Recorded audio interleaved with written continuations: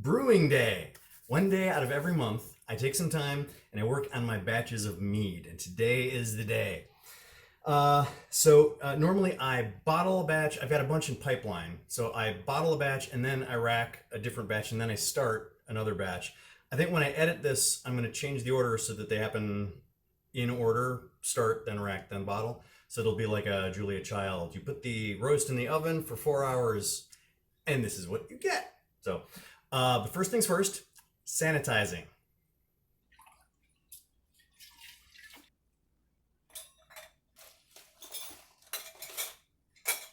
Some people insist this stuff needs to be soaked, but the instructions on the jar say you can just wipe things down. So I think as long as I just get it good and wet and let it sit for a few minutes. Feel free to leave a comment letting me know that I'm an idiot if I'm doing that wrong.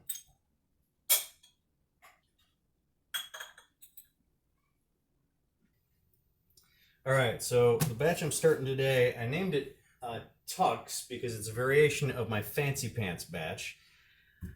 I'm running out of names. I'm just going to start using numbers at some point. It's going to be 3.5 pounds of honey using raw clover. I'm actually using 2 pounds of raw clover and 1.5 pounds of the cheap stuff, just because I can't find a half pound of this stuff. And I don't have a reliable way of measuring it. So I got interested in brewing mead when I saw Brian Brushwood's video on it. I think it was in his Modern Rogue channel. What struck me about it was, first of all, how few man hours it takes to do a batch of mead. The other thing I really liked was the lack of gear. Beer brewing needs all kinds of equipment. This, you just need some airlocks. If you want to get fancy, a couple of $7 glass carboys.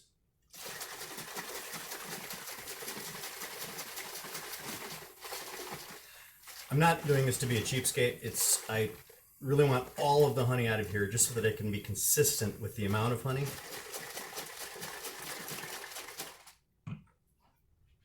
Speaking of consistency, so now I've removed 5 cups of water exactly from this. And that's the amount in here. I'm going to make a note of that. Now the fun part.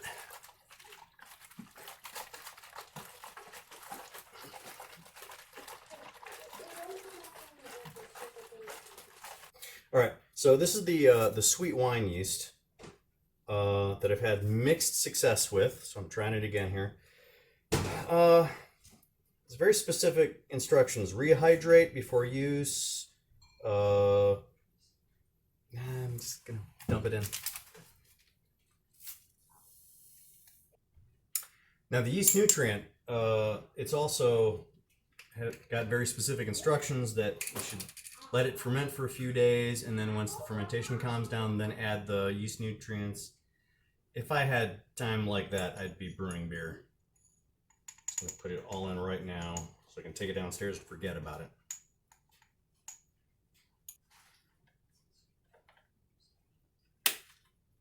I meant to take a hydrometer reading before I added the yeast. Wonder if that's going to screw that up.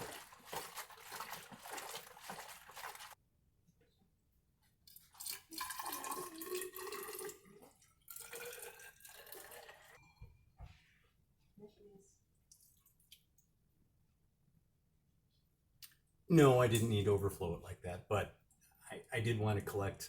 I wanted to fill the tube all the way. Again, consistency. Potential 17% alcohol. Let's see how much of that actually ferments. Different people fill the airlock with different things. Some people fill it with star sand. Some people fill it with vodka or something else that's going to be sterile. I just used some of the purified water that I took out of here to begin with. You don't like doing this part more. It's not like something that. Move that downstairs. All right, this is a batch that I started in June. excessive whining because it is the first batch. This is the first batch with the wine yeast with 3.5 pounds of honey. It's kind of a gamble because the wine yeast doesn't always do as much fermentation as I would like. One of the things that appeals to me about mead brewing is how little time it takes, and by that I don't mean how little of my time. I mean, because it'll take 6 months to brew a batch, but in that time I'll put in an hour, hour and a half, and that's kind of all it takes. Was in a local store, Adventures in Homebrewing, and I mentioned I'm a beginner brewer working with mead, and the guy looks at me like I'm crazy. He says, "Why are you starting with mead?" Like, well, I'm just kind of intimidated by beer. It seems like a more involved process. And he's like, "Can you bake brownies?" Like, yeah. He says, "Then you can brew beer. It's just following directions."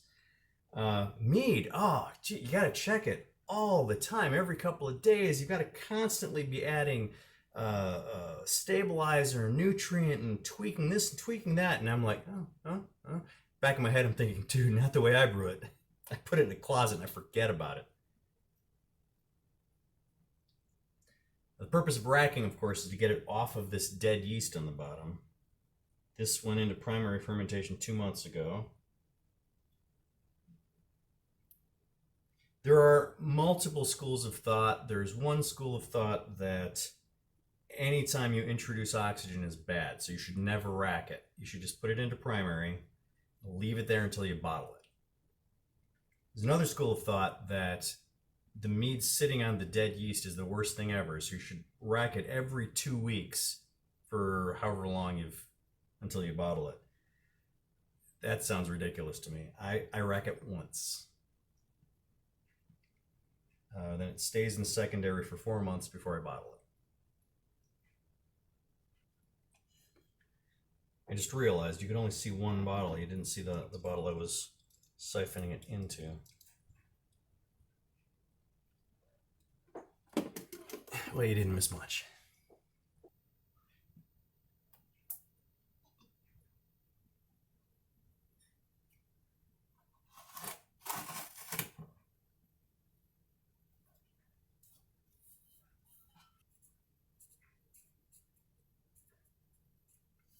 Easiest just to keep my notes on the bottles themselves. All right, walk that downstairs. Now, I am paranoid about bottle bombs, so I put some stabilizer in there.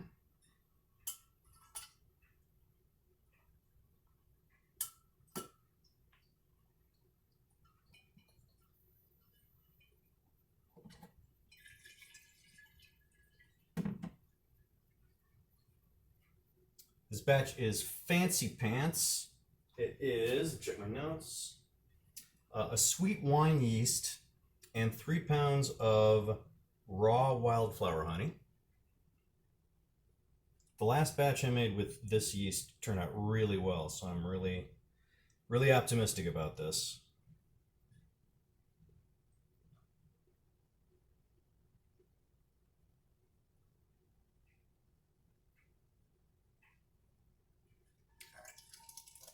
Starting to get some of the dead yeast off the bottom, so it's a good time to stop.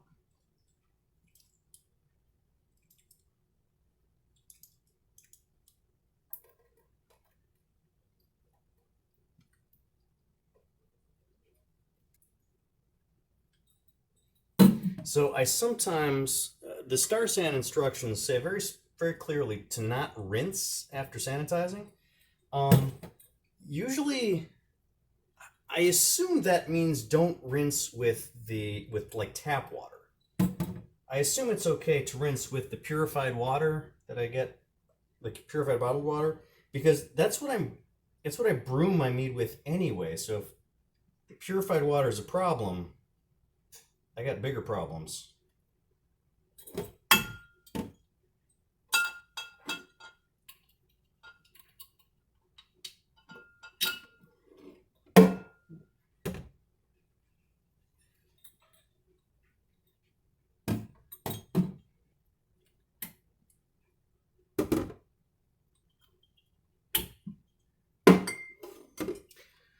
I only do 1 gallon batches, mostly because I have no idea what I'm doing yet. And this way, if I screw a batch up really bad, I only have to throw out 1 gallon. I don't want to think about screwing up a 5-gallon batch.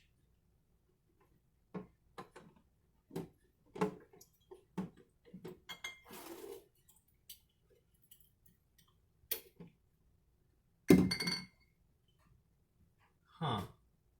Potential of 5% alcohol. This was started with. A small one.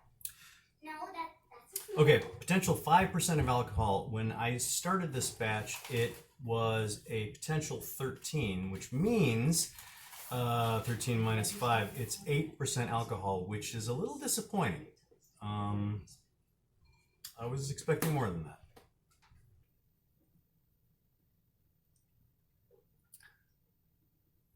It's too sweet. It's too sweet. I think a lot of people would like a mead this sweet. I don't.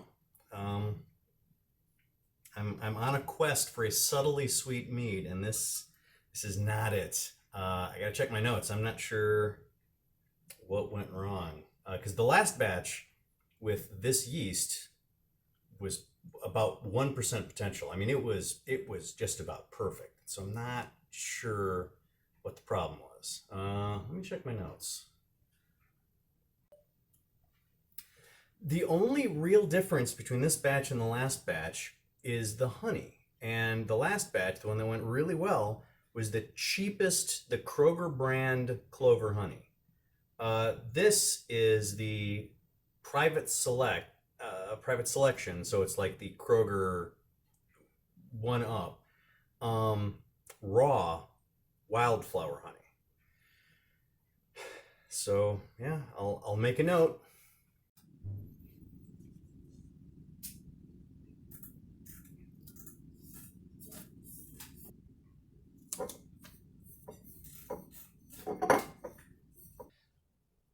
Cheers.